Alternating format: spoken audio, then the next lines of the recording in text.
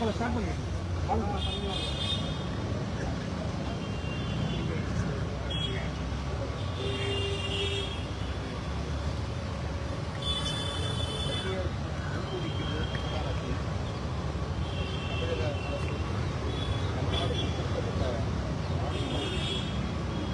கபட நாடகத்தை நடத்தி கொண்டிருக்கிறார்கள் உங்கள் மூலமாக மக்களுக்கு தெரிவிப்பதற்காக இந்த வேளையில் ஒரு நல்ல செய்தி உயர்நீதிமன்றத்திலிருந்து கிடைக்கப்பட்டிருக்கிறது. மாநில அரசு முன் ஒதுக்கீடு வழங்குவதற்கு அதிகாரம் இருக்கிறது என்ற ஒரு நல்ல தீர்ப்பை உச்சநீதிமன்றம் இப்பொழுது வழங்கியிருக்கிறது. இதன் மூலமாக தமிழ்நாட்டில் அருந்ததியர் சமூகத்திற்கு தாழ்த்தப்பட்ட சமூகத்தில் முன்ஒதுக்கீடாக வழங்கப்பட்டது. அதேபோன்று இந்தியா முழுவதும் பல்வேறு மாநிலங்களில் வழங்கப்பட்ட முன்ஒதுக்கீடுகள் செல்லும் என்று அரசியல் சாசன அமர்வு இன்று தீர்ப்பு வழங்கியிருக்கிறது. இந்த தருணத்தில் தமிழக அரசு வன்னியர்களுக்கான உள்ஒதுக்கீடு வழங்கக்கூடிய விவகாரத்தில் கபட நாடகத்தை நடத்தி கொண்டிருக்கிறது. வன்னியர்களுக்கு உள்ஒதுக்கீடு வழங்க வேண்டும் என்று மிகப்பெரிய போராட்டத்தை தொடர்ந்து கடந்த ஆட்சியில் 10.5 விழுக்காடு இடஒதுக்கீட்டை வழங்கினார்கள். அதனை எதிர்த்து உச்சநீதிமன்றத்தில் தொடரப்பட்ட வழக்கில் உச்சநீதிமன்றம் தெளிவாக ஒரு மாநில அரசு உள்ஒதுக்கீடு வழங்க முடியும், ஒரு சமூகத்திற்கோ அல்லது குறிப்பிட்ட சமூகங்களுக்கோ உள்ஒதுக்கீடு வழங்குவதில் தடையில்லை என்று கூறி அதற்கான தரவுகளை திரட்டி அதன் அடிப்படையில் உள்ஒதுக்கீடு வழங்குவதற்கு ஒரு மாநில அரசுக்கு அதிகாரம் இருக்கிறது என்று வழங்கிய அந்த தீர்ப்பின் அடிப்படையில் தமிழக அரசு கடந்த 2023 ஜனவரி மாதம் 12ஆம் தேதி ஒரு அரசாணையை வெளியிட்டது. அந்த அரசாணை மூலமாக தமிழ்நாடு பிற்படுத்தப்பட்ட ஆணையம் வன்னியர்களுக்கு உள்ஒதுக்கீடு வழங்குவதற்கான வழிமுறைகளை செய்வதற்கு உச்சநீதிமன்றம் 10.5 வழக்கில் பேரா 68 மற்றும் 73 கூறிய சரத்துகளின் அடிப்படையில் 3 மாதத்தில் தரவுகளை வழங்க வேண்டும் என்ற ஒரு அரசாணையை 23 ஜனவரி மாதம் தமிழக அரசால் பிறப்பிக்கப்பட்டது. அந்த அரசாணையை தொடர்ந்து தமிழ்நாடு பிற்படுத்தப்பட்ட ஆணையம் நியமனம் செய்யப்பட்டது. அதற்கு பிறகு 3 மாதம், 6 மாதம், 6 மாதம், 3 மாதம் என்று தொடர்ச்சியாக அவர்கள் காலம் தாண்டி அந்த புள்ளி விவரங்களை தமிழக அரசை தருவதற்கு எங்களுக்கு போதிய அவகாசம் வேண்டும் என்று தொடர்ந்து கூறியிருந்தார். இந்த தருணத்தில் தான் தமிழக முதலமைச்சர் சட்டமன்றத்தில் சொன்னார், சாதிவாரி கணக்கெடுப்பு நடத்த தமிழக அரசுக்கு மாநில அரசுக்கு அதிகாரம் இல்லை, இது மத்திய அரசுக்கு தான் அதிகாரம் இருக்கிறது. எனவே உள்ஒதுக்கீடு வழங்க வேண்டும் என்று சொன்னால் சாதிவாரி கணக்கெடுப்பு நடத்தப்பட்ட பிறகுதான் நடத்த முடியும், எங்களால் முடியாது என்று தமிழக முதலமைச்சர் சொன்னார். அப்பொழுது நாங்கள் சொன்னோம், உங்களுக்கு குறிப்பாக உச்சநீதிமன்றம் உணர்த்தி இருக்கிறது, அதன் அடிப்படையில் நீங்கள் எடுக்க முடியும், நீங்கள் எடுக்க வேண்டும், நீங்கள் இதை கடமையை செய்ய தவறுகிறீர்கள் என்று நாங்கள் குறிப்பிட்டதை கொண்டு அவர்கள் சொன்னார்கள், இல்லை இல்லை பாட்னா உயர்நீதிமன்றம் அங்கே அதற்கு தடை நிறுத்தி சட்டமன்றம் பேசினார்கள். இந்த தருணத்தில் நேற்று முதல் நாள் 30/7/2024 ஒரு அரசாணையை தமிழக அரசு வெளியிட்டது. இதில்தான் தமிழக அரசு இரட்டை வேடம் போடுகிறது, 2 நிலைப்பாட்டை கொண்டிருக்கிறது. ஒரு இடத்தில் அவர்கள் சொல்கிறார்கள், ஜாதிவாரி கணக்கெடுப்பு என்பதை மத்திய அரசு தான் நடத்த வேண்டும், அவர்கள் நடத்திய பிறகுதான் நாங்கள் அறிவிக்க முடியும், எனவே எங்களால் முடியாது என்று தங்களுடைய கடமையை கட்டி கழித்தார்கள். ஆனால் இன்றைக்கு இந்த 30/7/2024 அரசாணை 57 இதில் அவர்கள் என்ன சொல்கிறார்கள் சொன்னால், தமிழ்நாடு பிற்படுத்தப்பட்ட ஆணையம் வன்னியர்களுக்கு உள்ஒதுக்கீடு வழங்குவதற்காக தமிழக அரசு கொடுத்திருக்கக்கூடிய அந்த அரசாணையின்படி எங்களுக்கு தர தரவுகளை தமிழக அரசுக்கு கொடுப்பதற்கு இன்னும் 1 வருட காலம் அவகாசம் வேண்டும் என்று அவர்கள் ஒரு கடிதம் கொடுத்தார்கள். அந்த கடிதத்தை அடிப்படையாக வைத்து அரசு அதிகாரி நாங்கள் எல்லாம் தீவிரமான ஆலோசனை செய்து அதில் என்ன முடிவெடுப்பது என்பதை தீர்மானித்து அதன் அடிப்படையில் பிற்படுத்தப்பட்ட ஆணையம் மேலும் 1 வருட காலம் அவகாசம் கேட்பது நியாயம்தான்.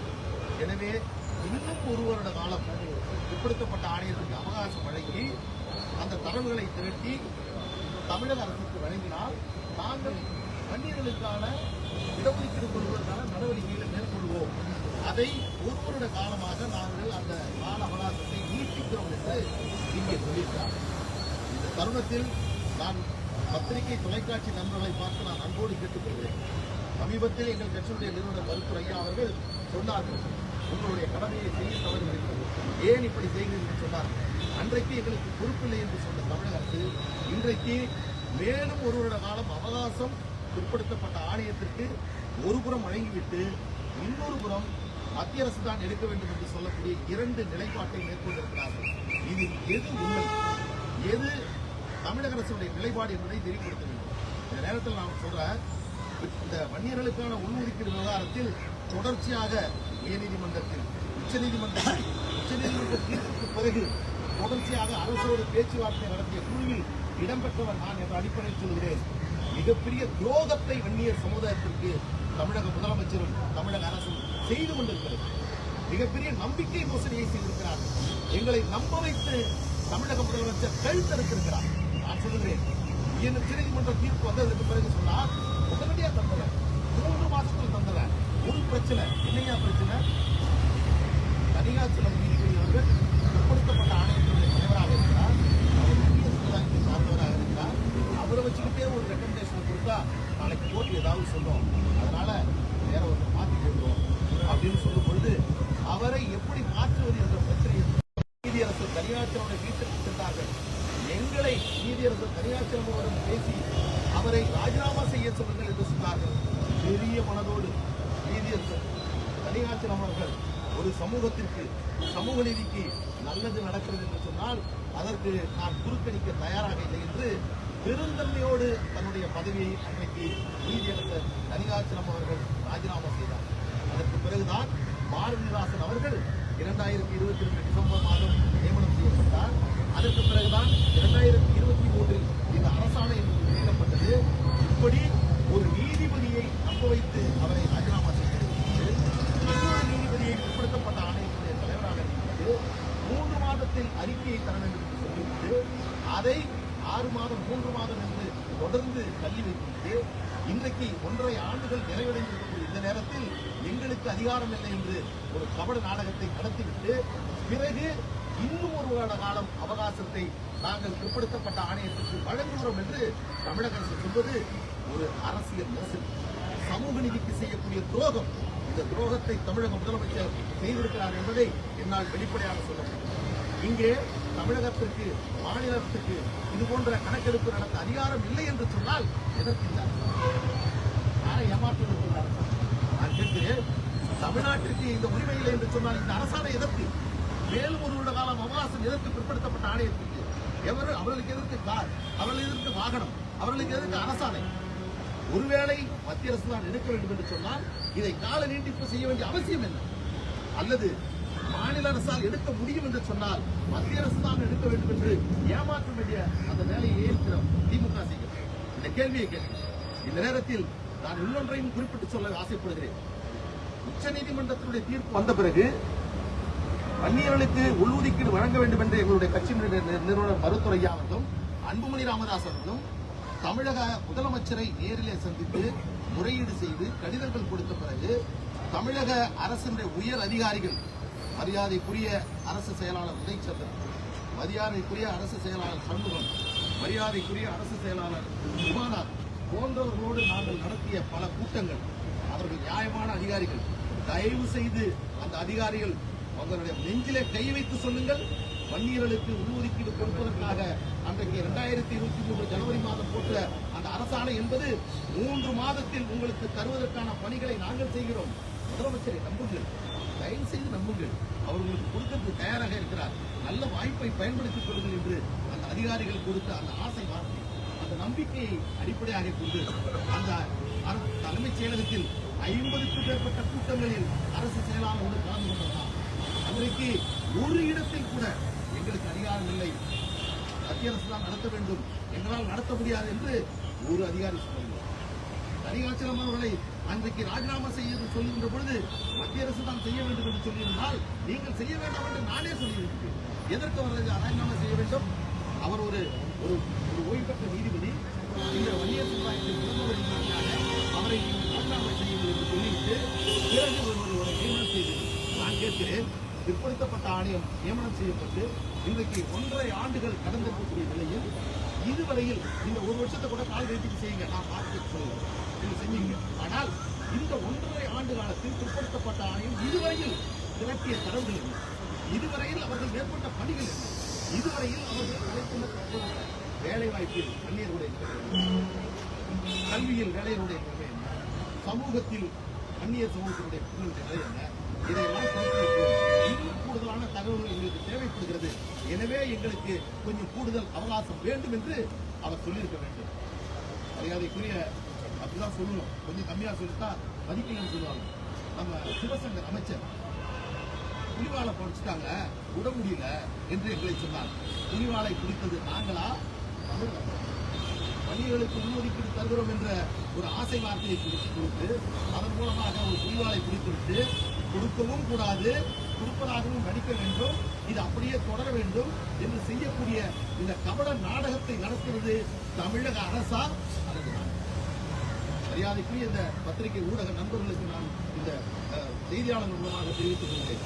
ஏராளமான இது போன்ற பொதுநல வழக்குகளில், சமூக நீதி பிரச்சனைகளில் நான் உங்களோடு கலந்து கொண்டிருக்கிறேன். நான் கேட்கிறேன், இதுவா சமூக நீதியுடைய அடிப்படையான கோட்பாடு தமிழக அரசு? அன்றைக்கு மருத்துவர் ஐயா அவர்கள் ஒரு செய்தியை சொன்னார், இந்த தமிழக முதல்வர் இப்படி நடந்து கொள்வது வருத்தமளிக்கிறது, இதை அவரை குறித்து சிந்திப்பது எனக்கு வெட்கமாக இருக்கிறது என்று சொன்னார். எல்லோரும் கூப்பாடு போட்டார்கள். நான் கேட்கிறேன், எப்படி சொல்வது? எங்களை நம்ப வைத்து கழுத்தறுத்த துரோகம் செய்ததை வெளிப்படுத்துவதற்கு இந்த மொழிகள் எப்படி நாங்கள் சொல்ல வேண்டும்? நீங்கள் சொல்லுங்கள். வள்ளுவன் சொல்வான், இடிப்பாறை இல்லா ஏமாறா மன்னன் கெடுப்பாரிலானும் கெடும் என்று வள்ளுவன் சொல்வான். அமைச்சர் செய்ய தவறுகிறார் என்று சொன்னால், நீ இதை செய்ய தவறுகிறார் என்று சுட்டிக்காட்டுவது குற்றம் என்று சொன்னால், சொல்ல வைத்து நம்ப வைத்து கழுத்தறுத்தது எவ்வளவு பெரிய குற்றம்? இந்த குற்றத்தை நிகழ்த்தியதற்கு தமிழக முதலமைச்சர் என்ன பதில் சொல்ல போறார்? அரசு என்ன பதிவு சொல்ல போகிறது? அதன் மூலமாகத்தான் கேட்கிறேன், தமிழக அரசு இதுபோன்று 1 வருட கால அவகாசம் வழங்கி இருப்பது என்பது சமூக நீதிக்கு செய்யக்கூடிய துரோகம், வன்னியர் மக்களுக்கு செய்யக்கூடிய நம்பிக்கை மோசடி. இந்த 1 வருட கால அவகாசம் வழங்கி இருப்பது என்பதை ஏற்றுக்கொள்ள முடியாது. இது அவசியம் இல்லாது, இது தேவையில்லாது. இந்த தருணத்தில் இன்றைக்கு ஒரு நல்ல நிகழ்வு நடந்திருக்கிறது. உள்ஒதுக்கீடு வழங்குவதற்கு மாநில அரசுக்கு அதிகாரம் இருக்கிறது என்று சொல்லியிருக்கிறது. உள்ஒதுக்கீடு வழங்க முடியும் என்பதை உச்சநீதிமன்றம் அரசியல் சாசன அமர்விலே குறிப்பிட்டிருக்கிறது. அதனை அடிப்படையாக கொண்டு 1 வருட காலம் காலநிர்ணயம் செய்ததை 3 மாத காலத்திற்குள்ளாக இந்த தரவுகளை பிற்படுத்தப்பட்ட ஆணையம் வழங்க வேண்டும் என்று தமிழக அரசு இந்த அரசாணையை திருத்தம் செய்து பிற்படுத்தப்பட்ட ஆணையத்துக்கு அனுப்பி அதனுடைய அடிப்படையில் வன்னியர்களுக்கு நியாயமாக எங்களுக்கு வழங்க வேண்டிய உள்ஒதுக்கீடை தமிழக அரசு வழங்க வேண்டும். இல்லை என்று சொன்னால் மிகப்பெரிய போராட்டத்தை நடத்த நாங்கள் ஒருபோதும் தயங்கப் போவதில்லை. நாங்கள் அதற்காக பின்வாங்க போவதில்லை. நிச்சயமாக சொல்கிறேன், இதை அடிப்படையாக கொண்டு தமிழக அரசு உடனடியாக எங்களுக்கு உள்ஒதுக்கீடை வழங்க வேண்டும் என்று இந்த நேரத்திலே நாங்கள் கேட்டுக்கொள்கிறோம். பீகாரில் நடக்கிற நிதிஷ்குமார் அவர் கொடுக்கிறார் இடஒதுக்கீடு.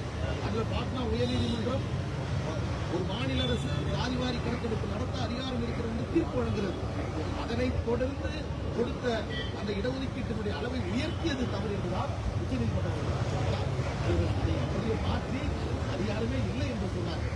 நான் கேட்கிறேன், சமூக நீதிக்காக பேசக்கூடிய தமிழ்நாட்டில் கூடிய யாராவது ஒருத்தர் சமூக நீதி திமுகவிற்கு நாங்கள் ஆதரவாக இருக்கிறோம், திமுகவினுடைய கூட்டணியில் இருக்கிறோம் என்பதற்காக சமூக நீதியினுடைய செயல்பாட்டில் ஒரு தவறான நிலைப்பாட்டை கொண்டிருக்கக்கூடிய திமுகவினுடைய செயல்பாட்டை கண்டிக்க தவறியிருக்கக்கூடிய மரியாதைக்குரிய இந்த தமிழ்நாட்டில் இருக்கக்கூடிய கூட்டணி கட்சி தோழர்களுக்கு நான் அன்போடு கேட்டுக்கொள்கிறேன்.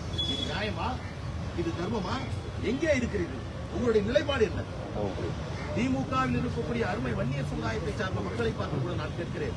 தமிழக முதலமைச்சர் விக்கிரவாண்டி தொகுதியில் சொன்னார், நாங்கள் ஆட்சிக்கு வந்தால் உடனடியாக உங்களுக்கு உள்ஒதுக்கீடு வழங்குவோம் என்று சொன்னார். ஆனால் இன்றைக்கு தங்களுடைய செய்யக்கூடிய கடமையை செய்ய தவறுகிறார்.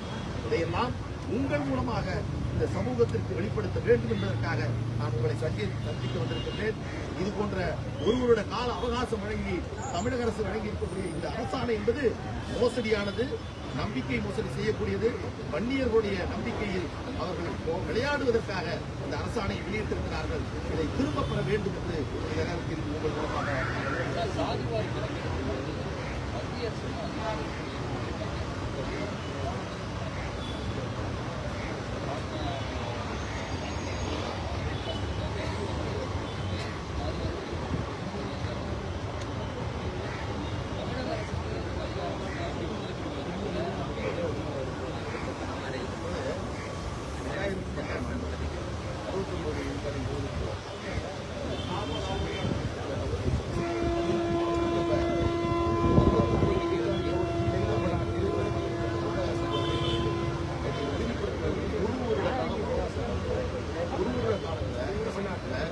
பிற்படுத்தப்பட்ட தாழ்த்தப்பட்ட என்ற விபரத்தை எனக்கு வெளிப்படுத்த வேண்டும். 2020ஆம் ஆண்டு நீதிபதி குலசேகரன் தமிழ்நாட்டில் சாதிவாரி 6 மாதத்தில் தகவலை அரசுக்கு வருவதற்காக ஒரு அரசாணை நீதிபதி ஓய்வு பெற்ற நீதிபதி குலசேகரன் அவர்களை நியமனம் 6 மாதம். அப்போ தமிழ்நாட்டுக்கு அதிகாரம் இல்லை என்று அவர்கள் சொல்லவில்லை. உச்சநீதிமன்றம் தமிழ்நாட்டை சொல்லுங்கன்னு சொன்னாங்க. இதுவரையில் அவர்கள் உச்சநீதிமன்றத்தில் எங்களுக்கு அதிகாரம் இல்லை, மத்திய அரசுக்கு தான் அதிகாரம் இருக்கு. அதே போன்று இப்பொழுது நாங்கள் எந்த இடத்திலும் மிக தெளிவாக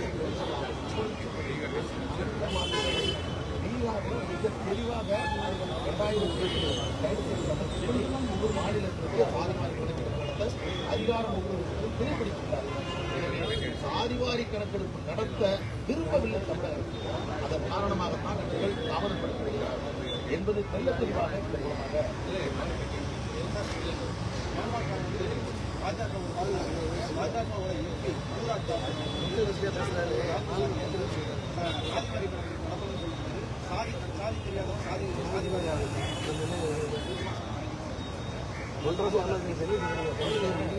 மத்திய அரசு சாதிவாரி கணக்கு நடத்த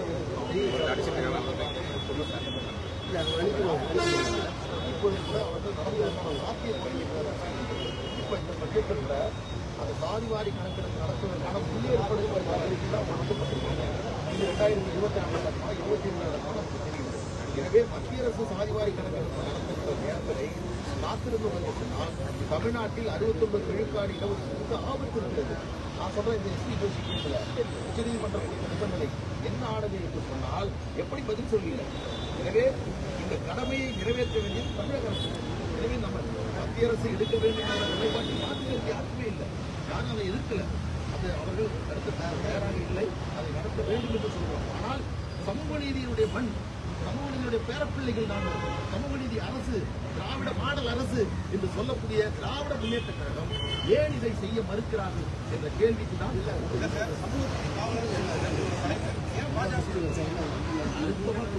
சாதிவாரி கணக்கெடுப்பு நடத்தவே மாட்டோம்னு சொல்ற, நடத்தினா முஸ்லிம்கள் வந்து இந்துக்களோட சொத்தை பறிச்சுவாங்க, முஸ்லிம்கள் சொத்தை பறிச்சுவாங்க. பாஜக சமூக நீதி காலம் பாமக தலைவர்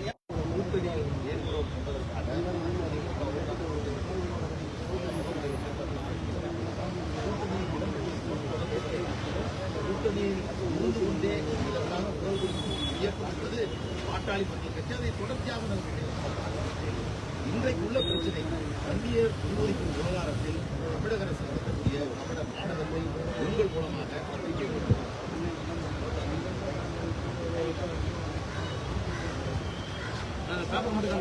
கீழே வந்து